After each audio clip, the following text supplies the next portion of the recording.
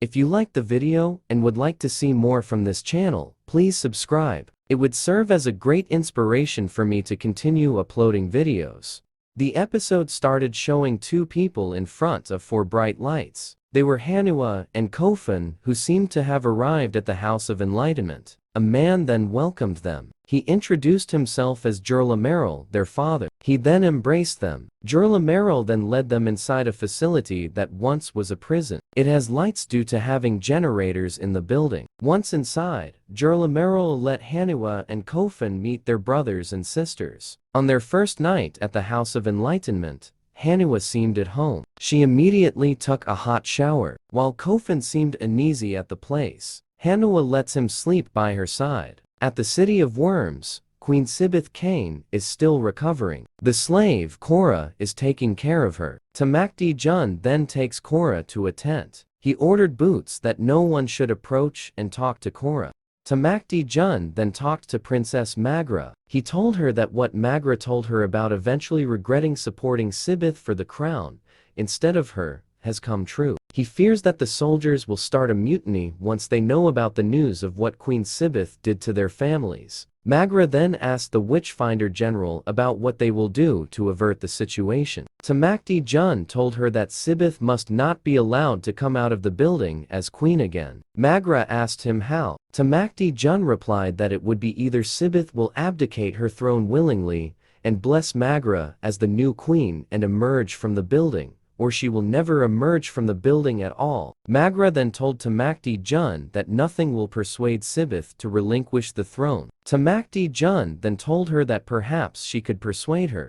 The scene shifted to Korra trying to talk to Boots. She then told her about better prospects than serving a princess. She said that it's good to be a lieutenant to the princess, but it would be so much better to be a lieutenant to the queen. The opportunistic traitor seemed interested. Magra then approached Sibith. She gave her a message. Magra then talked to her to propose to Sibith to willingly abdicate her throne, and that she's doing it for her out of mercy considering her situation. If she will accept the proposal or not will be her choice. Queen Sibith, instead, insulted her and strongly rejects the proposal. Magra then warned her that she will die if she will not willingly relinquish her throne. At the House of Enlightenment, Jorlameril showed Hanua and Kofun around the facility. He also told them of his adventures in going to different places just to gather materials, such as books, in order to build facilities such as the House of Enlightenment. Hanua is amazed of what she heard and seen. Kofun, however, seemed indifferent. He confronted Jorlameril and told him that he left their mother alone while she was pregnant. He left them alone in their entire lives. Jorlameril then told him that he has every right to be upset. He told them that he also regretted doing such. He was young and being chosen doesn't make him perfect. Meanwhile, Baba Voss with Paris and Ball Lion stopped by at another tribe trying to find a healer to tend to Ball Lion's wound. Their chief is hesitant to welcome them in fear that Tamakdi Jun and the Witchfinders will follow their path and led them to their tribe. Paris appealed to her that one of them is in dire need of a healer. The chief then agreed for them to leave Ball Lion in their tribe and told them to make a path leading away from their tribe. Paris and Baba Voss then bid goodbye to Ball Lion. A colonel of the Trivantian army visited the House of Enlightenment. Jorlameril welcomed him. He then expressed their interest of Baba Voss' children as ordered by their general. Kofun overheard their conversation. Jorlameril asked why their general is so fixated with Baba Voss' children. The colonel answered him that it's his job to follow the general's order, and not to question him, and to understand them. Jorlameril then told him that he does not work for the general. The colonel stands firm on his intentions and Jorlameril promised him that they would be getting Hanua. They then both agreed. Kofun is alarmed of what he heard, and was about to warn Hanua when Alaman punched him. Alaman then abducted Hanua. Paris felt Hanua and Kofun's distress. He warned Baba Voss. Kofun is locked up in a room when he sees the unconscious Hanua in a stretcher held by the Trivantian soldiers. Jorlameril and Alaman see them leave. Jorlameril, without remorse, then told Alaman that it's a shame because she has great potential. Alaman then asked what to make of Kofun, and he also told him that Kofun has seen enough. Tamakdi Jun told Magra that she did what she could. Magra told him not enough. He answered that it would be more of what Sibith should have done for her if it is the other way around, and added that he is very certain about that. He also told Magra that she is not to blame, and if their father was there, he would also agree. Their only resolve is to kill the queen. The Witchfinder General promised that it will be quick. They then approached Sibith Kane. Queen Sibith tricked Tamakdi Jun and Magra that she has decided to abdicate the crown. Instead, he sent Boots to stab the Witchfinder General and proceeded to push the knife further to kill him. Sibith then told Magra that they will tell the other soldiers that Tamakdi Jun took his own life as a warrior and is according to the old ways of dying as a loyal servant till the end. She also warned her not to tell conflicting stories than what she proposed. She then told Magra that they will go out together and tell the soldiers that she will rule with her sister by her side. Jurlameril tried to appeal to Kofan. He explained that in order for them to be treated like gods in the future, they needed a little sacrifice. He then tried to embrace Kofan, but the latter headbutted him. Jurlameril whispered to his goons to take Kofan at the back and execute him. He then told Kofan that they will take him, and then he is free to go. The goons took Kofan out and made him kneel. They were about to execute him when someone saved him. It is Baba Voss. They entered the facility to look for Jurlameril. Baba Voss take out every goon on their way. Kofan is guiding him regarding the specific locations of the enemy. He slashed through them with ease. Upon entering the building, they part ways. Baba Voss proceeded to find Jurlameril. He is calling him to come out.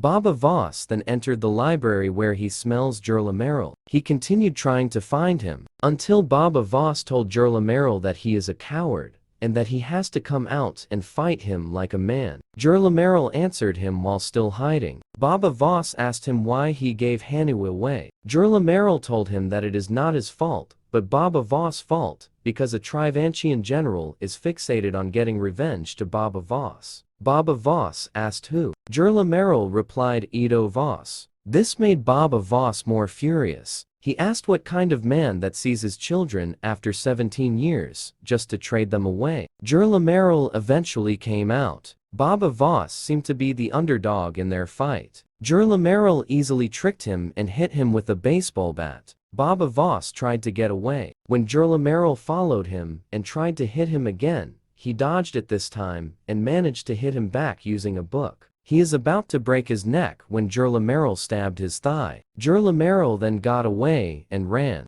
At a distance, Jurlameril told Baba Voss that he can never defeat him at his turf. When Baba Voss tried to look for him again, Jurlameril shoot him with a pistol. He then boasted to Baba Voss that it is an ancient weapon, much more efficient than arrows and swords. Baba Voss replied that he knows what gun is, and that it is the weapon of choice for men with no balls. Kofan reached the boiler room. He then tried to shut off the steam-powered generator by turning a valve. Jurlameril is bragging that Baba Voss can't win against him because he's living in perpetual darkness, unlike him when the lights went out. Baba Voss laughed and said, "Now you're in my world." Baba Voss played with him by wounding him once in a while. Jurlameril responded by shooting his gun to his unseen enemy. Baba Voss continued playing with him. Jurlameril continued shooting his pistol in panic until Baba Voss showed up at his back. Baba Voss made him loose his gun. He tried to run, but Baba Voss caught him.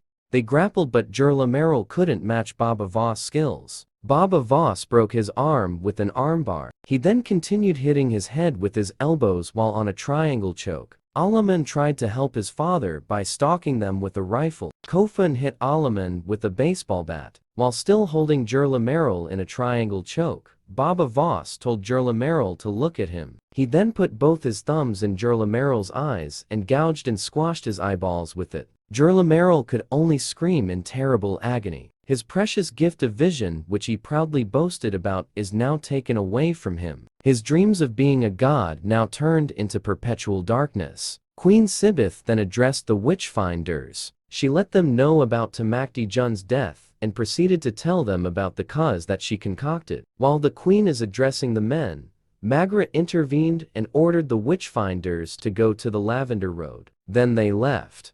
Baba Voss, Kofan, and Paris, on the other hand, started their journey to rescue Hanua and Trivantes. Tamakdi Jun is left inside the burning building. After a while, Baba Voss, Kofin, and Paris arrived at the city of Trivantes, the capital city of the Trivantian Republic. Thank you so much for watching. Don't forget to subscribe. Till next episode.